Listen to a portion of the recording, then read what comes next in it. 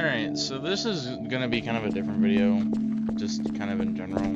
Mostly, I just had this kind of thought of like a series I would start where I just kind of talk about something that's on my mind, like maybe internet stuff, news-related things, just like normal stuff.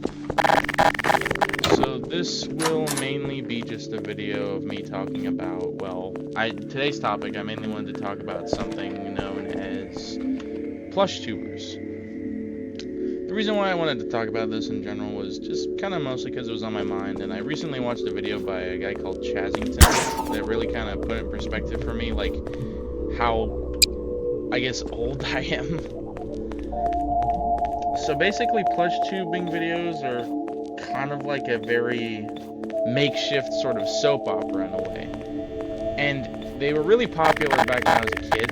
Like, I remember, like, in elementary school days, I would always go about, like, telling people, oh, you should watch this series, it's really good and stuff. And I guess it was mostly I was mostly fascinated by it. Like, I think a big one of mine that Chazington also mentioned was, their name was Mario Muffet Adventures. Sorry if I'm buffering a little bit here. But the main thing I got out of Mario Muffet Adventures was just genuinely the creativity. And, like, sort of, it's another topic I want to talk about, like, in another video. Fucking Gary's mod crashed. But, okay, so the whole idea I have for this recording, just a quick recap, I guess, since I literally talked for like 15 minutes and then I lost the footage. But, actually I could probably cut it up in editing. Okay, never mind, I'm just gonna continue where I left off. So basically, the idea Mario Muffet Adventures as a channel, for me at least, was very, I guess I could say it was very much like, in a sense, it reminded me a lot of old YouTube. Old YouTube was definitely a more Wild West, in my opinion, or probably in many people's opinion, now I think about it. But it fascinated me a lot because you don't really see that much anymore with creativity. Like, plush tubers are very far and few between. Like, I think the only noteworthy ones I could talk about or like even mention and name that aren't like either creeps or pedophiles or something like that is SlyPie or Froggy Company or fucking maybe even Chazington, since he does make plush videos, but they're kind of shit posts, but they are plush videos, I suppose.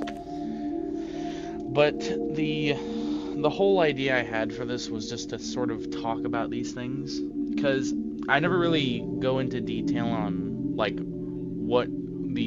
how special these were to me, I suppose. I don't usually go into detail with, like, other friends and stuff, mostly because I think it'll probably just annoy them. But, yeah, this is sort of like a venting series where I vent about, like, the current state of the internet. Because in my opinion, it's kind of fried. And I hate saying that because, you know, you look at something like, old YouTubers and shit, and they're not really in their prime anymore. And I don't say that to mean, like, be mean to them or anything like that. I mean that in the sense of, like, the idea for content creation has, like, relatively changed. And it sucks, because, like, this was, like, my dream as a kid. Like, you look at something like fucking even, like, the most content farmy channels, and it's really depressing, because there could be so much more, and yet they're using the bare minimum to make content.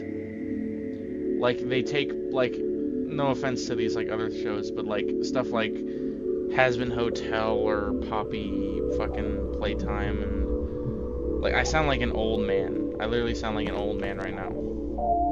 But it's really depressing, because the reason why people make content now has shifted, and instead of being in it for the fun of it, it's now people are in it for the money and for the clout, as I've heard some people put it. Like, even recently, a friend just told me, like, hey, you should upload more videos so you can get more clout. And I'm like, I'm not really into clout, per se. And, like, I don't, like, say, like, oh, being famous is bad. Well, on a level, it kind of is. But on another, like, more personal note, it really kind of puts into perspective how far we've shifted from, like, the normal content stratosphere and how kind of fucked up it is. Because, like, I know this is a bit of a hot take. I think Mr. Beast kind of ruined YouTube. And I don't say that to hate on the guy in general, because, you know, he's done a lot of good things. I won't lie there. I'm not gonna say he's a fucking evil bastard that should burn in hell for eternity. But there are many things that I just think it's like it impacted the whole internet negatively. Like high-paced editing, flashy text, bullshit like that.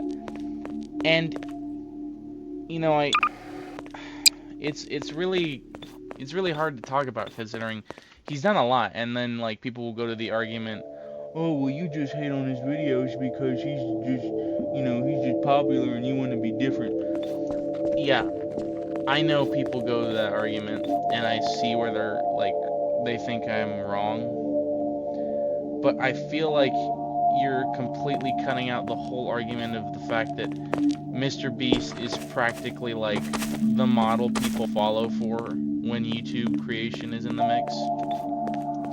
Like, I think he's a good person. I just don't think he's a very good YouTuber, because, like, you can tell some of his videos are very flashy to the point where, like, a 5-year-old could, it's like jangling keys for a 5-year-old. And I guess on a more heavier note, I think that content creation in general is, like, I guess, slowly dying. I like this setup more, actually. I think content creation in general is, like, slowly dying in a way. Because on the one hand, it feels like it's not about what people do anymore. Like, it's not about, like, who you are anymore. It's about, like, how much clicks you get. And that's kind of lame, in my opinion. Like, well, it's not kinda, it's actually very lame. And, you know, the more I look at it in the sense of, like, say something like, you look at, like, other small YouTubers, like, I never really got into, like, someone like IShowSpeed, who's, like, massive now. And then there's fucking, like, this Jinxie. He's good, but he's not, like, my all-time favorite modern YouTuber. My favorite modern YouTuber probably right now is Queso. Mostly because it's just it's a very genuine, like, sense of content creation, I think. You look at it in the sense of, like, say, like, really old school Let's Plays. Like, look at Jacksepticeye's Happy Wheels series, for example. Very quiet, not really any flashy audio. And I guess that's another reason why I kind of fell out of old, like, new Jacksepticeye. Because the editing is very flashy. Like, I like the raw, uncut feeling of, like, a YouTube video. And I like how genuine it can feel. Like, yeah, there will be moments where, yeah, they're clip farming and stuff like that. And I won't deny that. But you look at it more in the sense of something like just being really raw and honest, and you kind of really understand, like, this is what it used to be. And I just can't see, like, you don't see that anymore. Because, you know, you look everywhere nowadays, and people are always out for, like, views, and, like I said, they're out for clout. And it sucks. Because beforehand, like, you look at something like Vine, like, oh my god, very ancient, like, old website, Vine. I miss Vine. Vine was, like, the main introduction for comedy for me. Hell, I still look at old Vine videos every once in a while when I'm, like, feeling bored. But it's more on the sense of something like it feels genuine to me, because all these new YouTubers, like all these new like Let's Players and stuff, they feel fake. They feel like they're not really, like, once they turn off the camera, they're an entirely different person. That's why I respect more people like Markiplier, or Queso, or Jacksepticeye. There is being in the YouTube game for creativity and creation and being honest, and then there's being into it for money and nothing more. And that's why I think YouTube is slowly dying. Because like there's a lot of things I don't like about modern YouTube. And this is mainly just like, I guess in a sense, this is like me trying to cope with the fact that it's dying. Because I can't do anything about it. Like I'm like, no matter what I do, no matter what I post, it's mostly just gonna be the newer stuff that gets the most like views and stuff.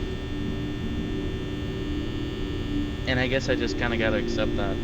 Like, I'll still continue making videos. Like, I haven't posted that much in a while, mostly because I've just kind of, well, mostly due to more personal related matters, like, say, my friends just won't be able to record, and I don't have any new games to play right now. So it's kind of a dry well at the moment. But I feel like when 2026 comes around, it'll be a lot better. Definitely a lot better. And I feel like 2026 hopefully is like a renaissance for this type of Let's Play and like modding games, and like I think there was like, I saw like a trend recently of like people saying that when 2026 starts, memes will have like a great reset and we'll go back to like old 2016 Vine and fucking memes and shit. And I guess I hope that that's the case, because you know, if we keep going down this path of we do it for the money and nothing more, it honestly feels like the internet will slowly like decay. Like, I've heard this thing called the dead internet theory, and the dead internet theory is basically like the internet doesn't have as many users as it claims it does, and all the people on it are just either bots or something like that. I don't know the full details, but the whole idea is mainly just the internet's dying. That's kind of like the main thought process that I'm having right now.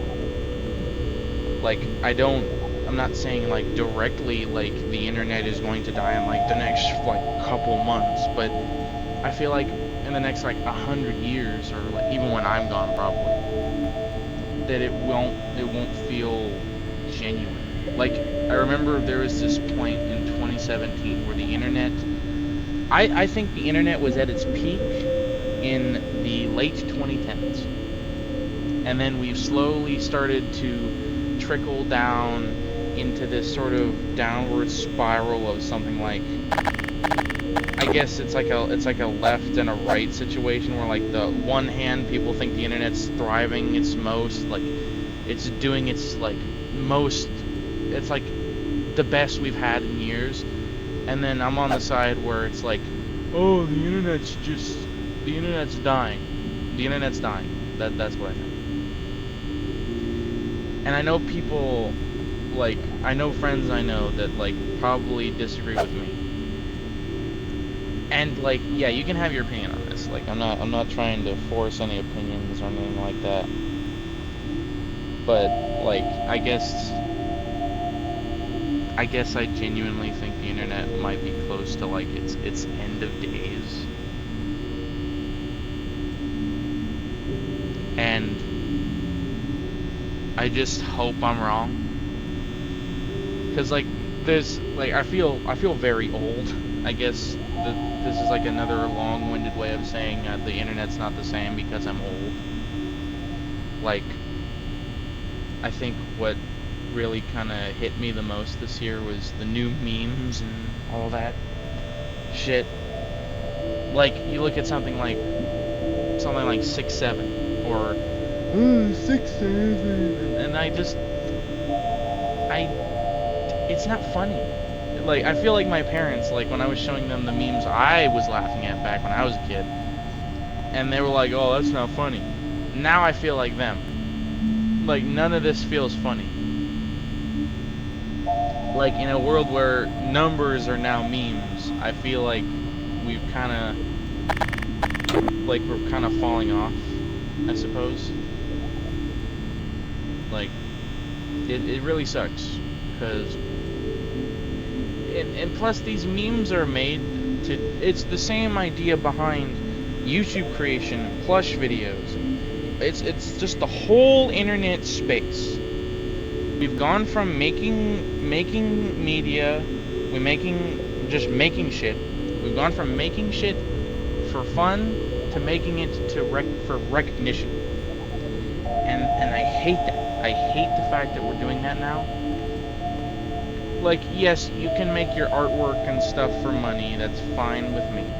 But when you do it directly in a sense where you want clout and you want, like, people to view you and, like, notice you, I feel like you're cutting yourself off from what it's all about at the end of the day. Creativity. Like, you look at artwork from, like, years ago, like the Beethoven era. Like, you look at the Mona Lisa. Why did he make that?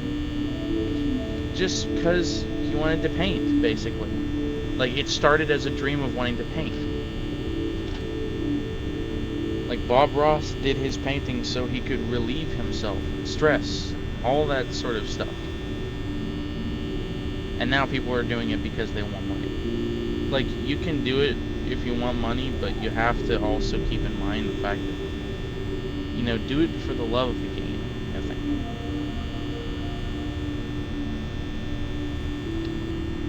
Honestly, that's kind of really all I wanted to talk about.